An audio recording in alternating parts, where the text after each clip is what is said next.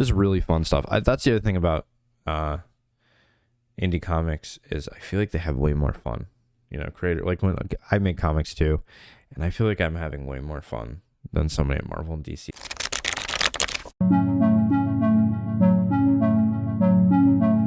I wanted to take a look at some indie comics because it's been quite some time since I've done that on this channel. I don't post very often. I try to, but you know, life gets in the way. But I bought these indie comics quite a long time ago, and I'll leave a link in the description where you can pick them up. Hopefully they're still available. I'm not sure if they are. But these are some super rad comics. I'm going to be honest, the cover of this comic made me just be like, I got to pick this up. The artist is Tony Farrow, I think is how you say his name. So I got like a regular size comic. I'm guessing like I don't know, like a smaller comic, and then like a zine or ashcan type. So we'll go through this first. And one of the things that really kind of attracted me to his art was how he's very similar, or reminds me at least, to a Eastman and Laird, kind of early Ninja Turtles feel. And I just took one look at it. I was like, man, like this stuff is really great. The other thing that I've noticed is, as an indie creator, his stuff is very, very dynamic, and there's a lot of great stuff going on with composition and storytelling. I really dig that that lettering there. I mean, the comic just feels like something that you would see at some guy giving, selling at like a Comic-Con or something like that, like an indie seller who's not Marvel or DC or Image. And that's the kind of stuff I dig. I'm kind of getting bored of mainstream comics, really. And this stuff is just really, really cool. Great drawing. Just beautiful storytelling. Great compositions. I dig it. Which I think is pretty rare in mainstream comics these days. Indie comics these days. I think it's pretty rare. All right, so let's take a look at this. Beautiful cover here. Awesome character designs, by the way. Definitely a fan of the Misfits, you can tell. Got some Danzig. Got some Jerry Only hair. Got some... definitely a fan of Ken Landgraf as well. You can definitely tell. Anytime that somebody can get Eastman and Laird and Ken Landgraf and the Misfits and put it all together in a comic book, man, I am totally into it. And I love how there's that cross of punk rock and comics. It's just super cool to me. Great coloring, by the way. Really great piece here. Love that. With like the bodies on the ground and then the guys in the background there kind of finding it or discovering it. Great. Honestly, great movement of panels and great storytelling. Love that panel there. Beautiful panel there. That close up.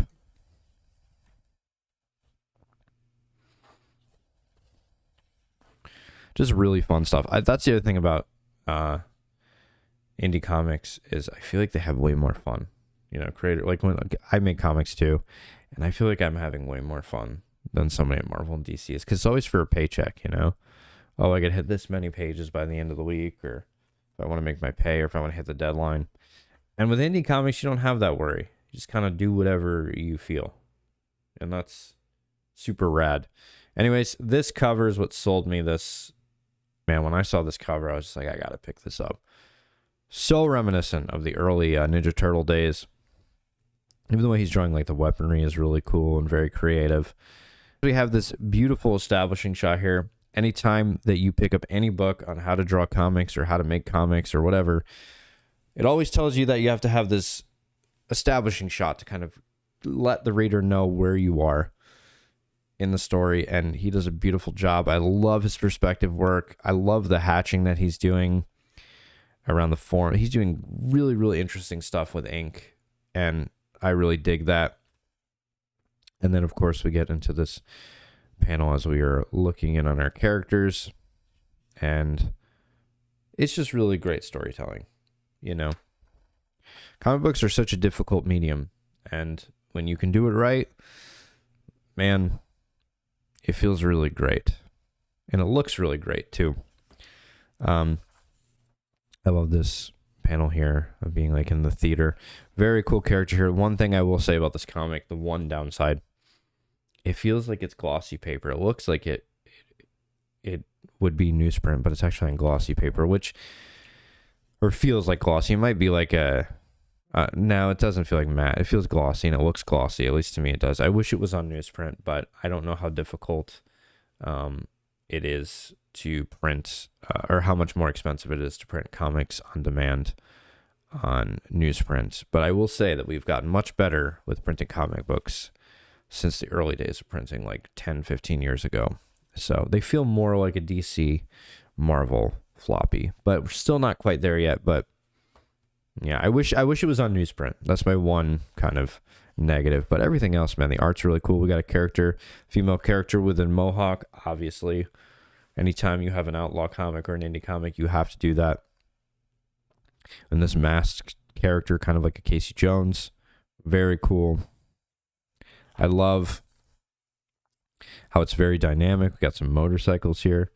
You know, all the kind of check marks or check boxes that you would check off of what you would want in your indie comic. You know, violence, blood, you know, punk rock. Very, very cool stuff. I love just this character here. Villain-like character. I don't know if I said this in this video or the previous video, but well, the previous cut of this video, very Ken Landgraf, and I dig it. I love that panel there. Very dynamic. I love those arms, man. Those arms are great.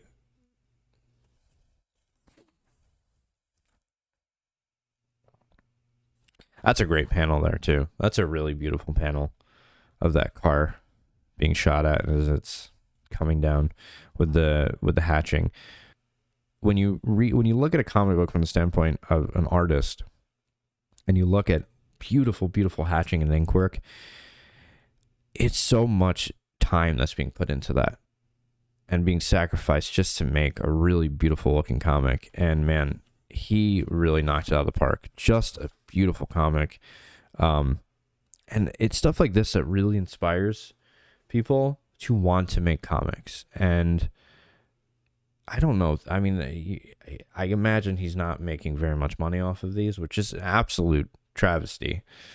I wish he was. But it's just like the amount of people that this inspires to just make their own comic is huge. And I'm so thankful for stuff like this. And to be continued. I don't know if there's an issue 2. And then we have, I think this is all his work, I'm assuming. But I'm not sure. But yeah, man, I just wanted to take a look at some indie comics, and I'm blown away by this one, or by these. Great artist, great work. I would highly recommend some really interesting stuff going on in these. If you're here for the story, I don't know how good the story is, but the storytelling from like an artist standpoint is brilliant. So, yeah. But again, I don't think very many people who just read comics are going to pick this stuff up. It's definitely people who are drawing comics that are going to pick this stuff up. So anyways, guys, thank you so much for watching, and I'll see you in the next video.